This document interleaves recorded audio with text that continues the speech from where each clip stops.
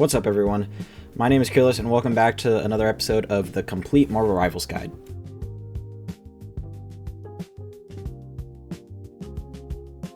So we're going to be doing something a little bit different today. Instead of putting up some Marvel Rivals gameplay and then talking you through it through a script, today I'm actually going to just be putting on a slideshow and then going through it with you guys. I hope this is better. I hope you guys can let me know if this is better, and if you like the other way, just reach out to me and I can change it back. So if you didn't get to yesterday's lesson, I highly recommend you go back and watch it, because we're going to be talking about some of the stuff that we said yesterday, but some of the topics that we learned yesterday are hero identity, your role in the team, and how you win through your strengths.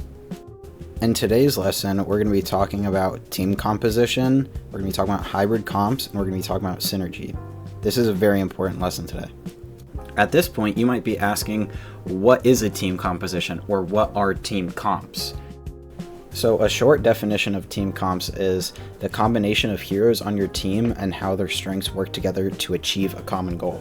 So there are three main team comps, and the three main team comps are going to be poke, brawl, and dive. So for poke, this is actually going to be a long range, more like chip away damage. They have very good sustainability, and they have sort of medium damage, and they fall apart in close range. Close range is a good solid counter to them. And a couple of examples of poke characters are Punisher, Magneto, and Rocket. These are all great poke characters because Punisher does very consistent long range damage, Magneto has a lot of sustainability with consistent long range damage with his shield, and Rocket will provide a lot of sustainable healing that will keep his teammate up for a long time. So our next main team comp is called a Brawl / a Rush comp, and they are short range. They do very strong up close damage. They have okay sustainability, but their main focus is to get up close, do a lot of damage, because they do not want to be at far range, because honestly they fall apart at long range. A couple of mentionable Brawl characters are Wolverine, The Thing, and Gambit.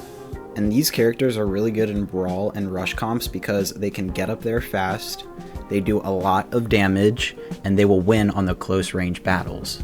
So the next team comp that we're going to talk about is Dive. Dive is extremely close range. They do lots of burst damage, but they do have very low sustainability. They have high damage, but they do fall apart in long fights because they don't have a lot of sustainability. A couple of dive characters worth mentioning are Black Panther, Venom, and Luna Snow. Now, you might be wondering, why am I putting Luna Snow up there?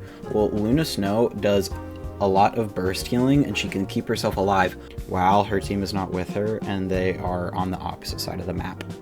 So another team comp that we're going to talk about is a hybrid team comp. This can be any combination. It could be one Brawl tank and one poke tank like Emma Mag, or it can be one dive DPS and one poke DPS like Spider-Man Hela.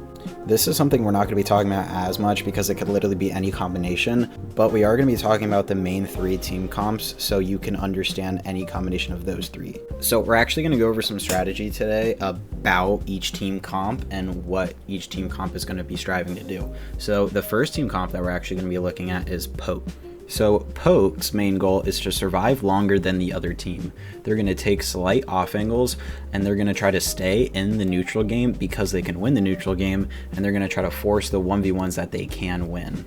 So the next team comp is actually the Brawl and the Rush team comp, and for this one, they're going to combine all of their cooldowns in order to rush into the enemy team and do lots of damage. Because these characters want to force the close range fight because they strive in the close range fight. You know, like a Thing wants to be in close range so that he could punch the enemy team. What is the Thing going to do from far away? So they also want to stay close range with each other because the team synergy that we're going to get into later is they actually all revolve around the abilities of the other team members. For example, Storm is a Brawl and Rush character. She can not only speed her team in, but she can also damage boost her team when they're in close proximity to her. So this is why she is such a good Brawl or Rush character. So dive is actually the last team comp we're going to talk about, and dive is going to set up on off angles, and they're going to coordinate dives on the enemy, preferably on the back line, and they're going to do different dives. They're going to do soft dives in order to bait out cooldowns, and they're going to do hard dives to kill after the cooldowns have been baited. So this first one is going to be an example of a wrong dive, what you shouldn't be doing.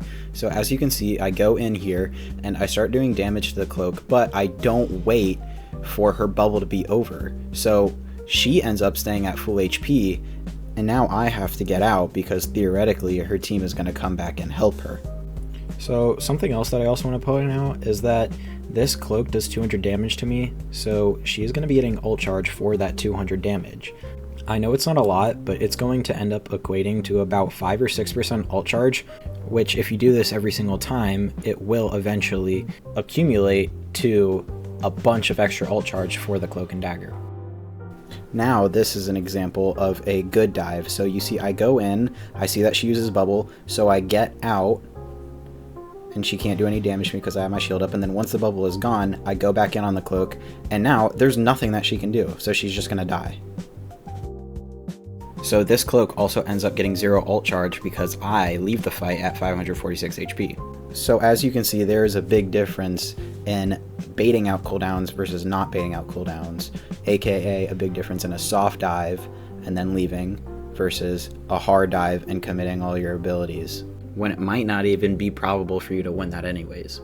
So I know I said that dive was going to be the last team comp that we were going to talk about, but we're actually going to talk about hybrid comps, which isn't technically a team comp, but I can still fit it inside this conversation, so I am going to end up putting it inside this conversation. So hybrid team comps are going to be playing to execute each other's roles, and these roles, although it might be from 2 different characters like Spider-Man and Hela, they can lead to the same results. So for example, Spider-Man can jump around and distract the back line. Maybe he can even uppercut the back line so it can knock him up in the air, and the Hela can get free shots on the back line. Or maybe even the Hela can poke at the front line, and because Spider-Man's distracting the back line is not going to be able to heal the enemy team's front line. So then in turn, the tanks are going to die because they don't have any heals. This goes into the last part of our lesson, which we're going to be talking about synergy. So there are actually 2 types of synergy. There's synergy and then there's anti-synergy. So first up, synergy is how well heroes complement each other's strengths and compensate for each other's weaknesses. An example that we talked about before was Spider-Man and Hela, how Spider-Man does a really good job in close range where Hela does not shine, and Hela does a really good job at far range where Spider-Man doesn't shine.